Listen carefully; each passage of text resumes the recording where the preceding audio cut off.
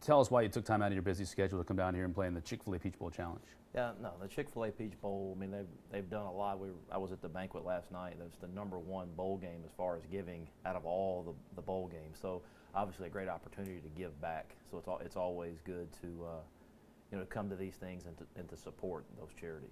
There's a scholarship element to this as well when you talk about money coming back, being able to help students at Ole Miss. No, yeah, no question. Again, it's just such a great organization here, and the amount of money they raise and to give back, it's my honor to be here. You've never played this tournament before, too, so this is a new experience for you to be able to get out there. Have you heard anything about the course? I've heard it's difficult, so maybe a little bit tougher than university there in Oxford. But excited to get out here. Just a lot of good people, fun to fellowship.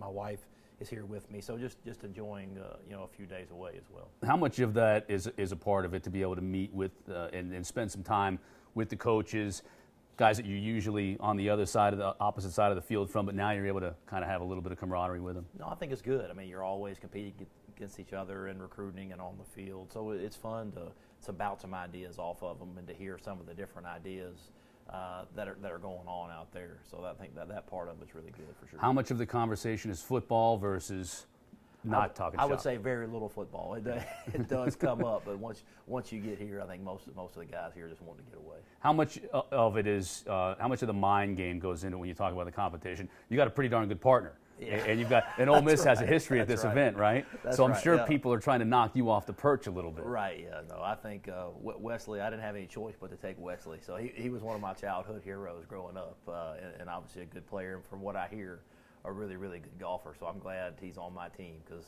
pretty much everybody was saying, hey, I don't know about all your decisions, but the decision to bring Wesley was a good one. So. Are people trying to knock you off a little bit from a mind game perspective? Are they already starting to play those games?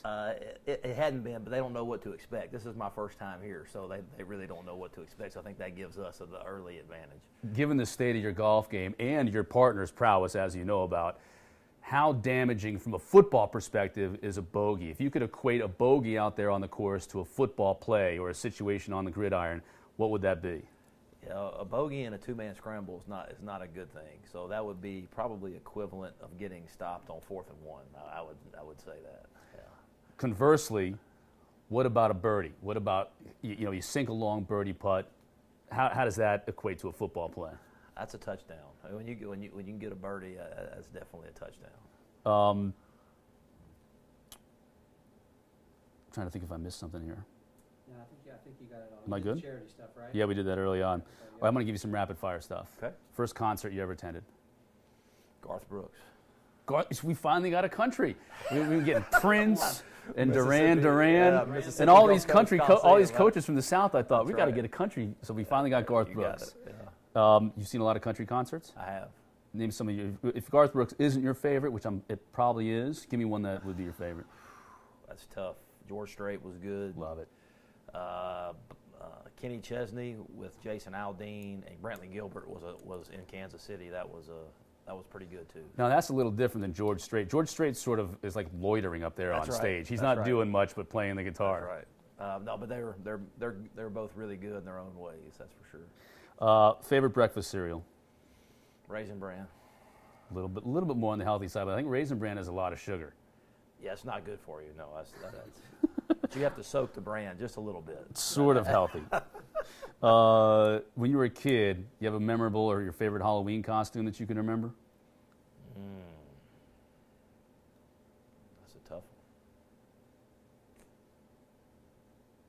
Probably had something to do with Star Wars. Probably Darth Vader or Stormtrooper, I would imagine. Okay. Dog or cat? Dog. How many? One. What's the name? Fumble. Fumble? He's not around anymore, and then we had a Buster after that. So Fumble and Buster, those two. We've had Heisman, we've had Champ, but not Fumble. That seems like the opposite side of the spectrum from what you want. It's reverse psychology. That's what it is. Your office is on fire. You can pick up one item and run out. What's the item you're saving from your office? Family picture. Anyone in particular? Yeah, there's one of at Meet the Rebels Day of my wife and my two boys.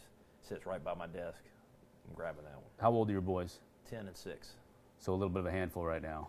Baseball, football, yeah. So it's any free time is spent at the ballpark right now. Beautiful.